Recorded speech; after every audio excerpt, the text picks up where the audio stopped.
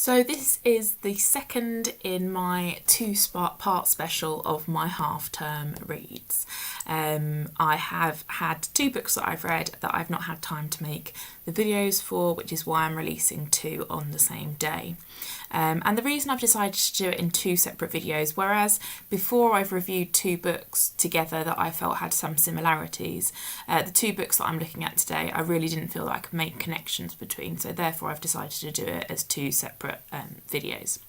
The second book that I'm going to be looking at is The Wind Singer by William Nicholson, and this was recommended to me by two teacher friends.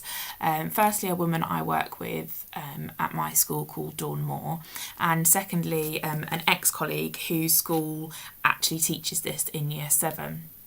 The premise of the book is about a fictional city where everybody is tested from the age of 2, and that determines your place in society.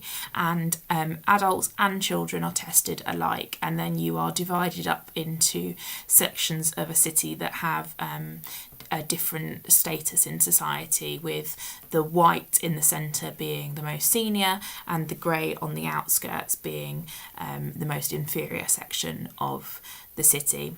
As a teacher and as somebody who is quite concerned about the level of testing in education, this was a premise that really appealed to me, and it certainly does mock testing and shows its stupidity and its pointlessness, and so that was an element of the book that I really liked.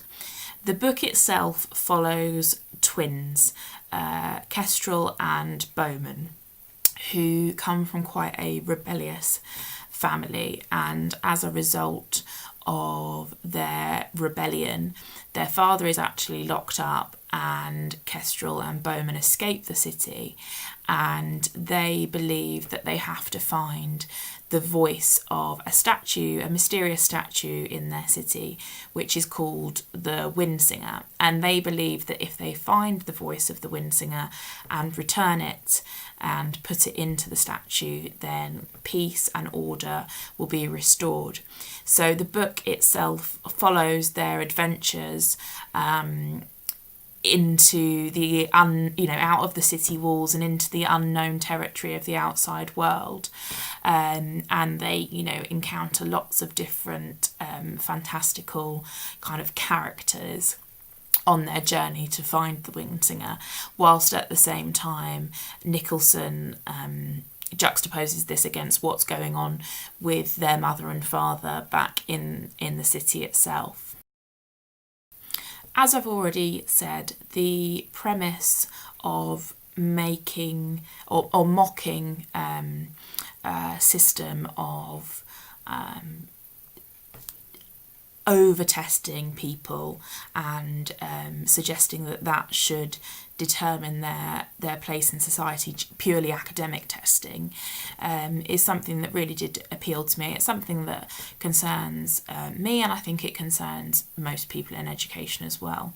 And so I think that was a really, really strong element of the book, and it's not something that I have seen elsewhere in children's literature.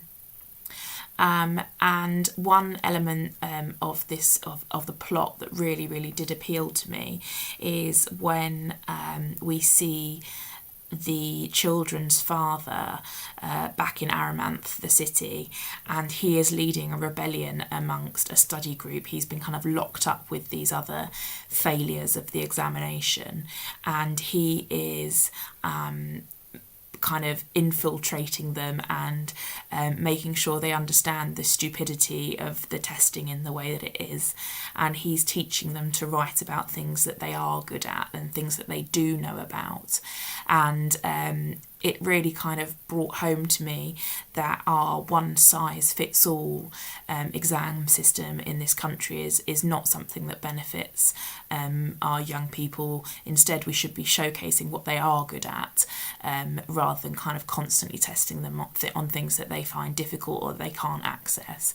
So that was something that I really, really did enjoy. Now, what I found difficult about this book, and I don't know why I found it difficult, I suspect it's because I'm an adult with quite a lot of experience of reading. I found that I thought there was just far too much going on in this book, because you've got this sense that it's kind of dystopian, with this over testing, telling people that it's keeping them safe. So you've got that element of it where, it's a utopia. They're telling people it's a utopia, but in fact it's a dystopia because they're using this system to control people. But actually you then had several other things going on with this mysterious wind singer. You don't know where it's from.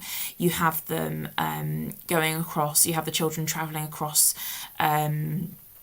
mud swamps and coming across these people called the mud people, and then you have them travelling across the plains and coming across these different tribes that are on almost like air castles, and they're feuding and warring, and then you come across another army of something called the Tsars, which are marching on Aramanth. And so there was just an awful lot going on. Now, I think the reason I found that quite difficult is because I'm used to a book with one set idea and one set genre. And I wonder if I was to talk to children that read this, whether they liked the element of there being an awful lot going on, because it felt very childlike in the sense that there were so many fantastical things going on. But for me, it was slightly too much, and I think that the book would have benefited a little more if it had just stuck to the idea of kind of over testing and how the children could have overcome that. I must say I'm really pleased to hear that this book is being taught in some schools actually quite near to me, although we don't currently teach it in our school, although it might be something that I suggest, because I think it's really important to ensure that we teach young people to be aware of the situation they're in, not to just accept the status quo, and to challenge it and be critical of it. And I think that this is a book that would help young people to do that. It would help them to kind of analyse the value of testing and get them to question its validity in our society. So for that, I think that this book is really important, and it would be something that I would recommend to young people to read. However, as I've already said, for me there was just slightly too much going on in this book, and at times it felt cluttered and also a bit far-fetched even for fantasy. So therefore I'm going to give The Wind Singer 3.5 stars out of 5. Next up, I will be reviewing Holding Up the Universe by Jennifer Niven, and that will be coming up in the next week.